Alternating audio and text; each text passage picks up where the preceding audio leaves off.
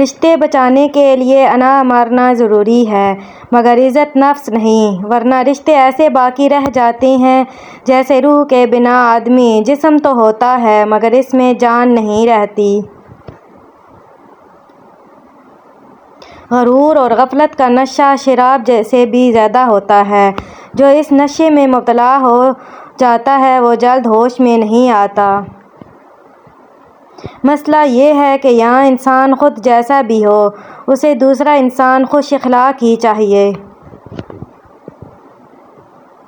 اللہ اور کسی وقت یاد آئے نہ آئے تو دو موقعوں پر ضرور یاد آتا ہے، جب کوئی چیز چھن جائے اور جب کچھ چاہیے ہو۔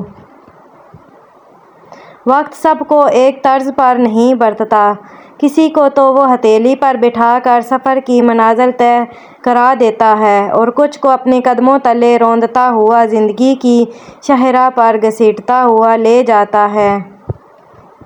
جب اللہ رب العزت نے آپ کی زندگی کو اچھا موڑ دینا ہوتا ہے تو وہ لوگوں کی اصلیت سامنے لے آتا ہے، چاہے وہ لوگ جان سے پیارے کیوں نہ ہوں۔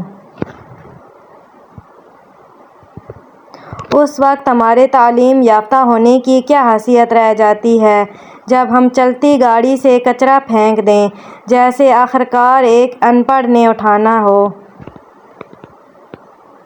انسان کی فطرت بھی عجیب ہے، کبھی تو ایسا ضدی کہ اپنی انا کی خاطر ہر چیز، ہر احساس اور ہر رشتے کو کچل ڈالتا ہے، اور اگر یہی انسان کسی کی محبت کو دل میں جگہ دے دے تو انا تو دور اس کے لیے اپنی عزت نفس تک کو روند ڈالتا ہے۔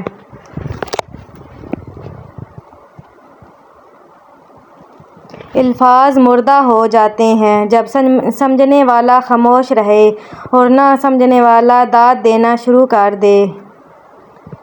وہ مرد زندگی میں آگے چل کر دھوکہ دیتا ہے جو مرد نکاح کے بغیر عورت سے ملتا ہے۔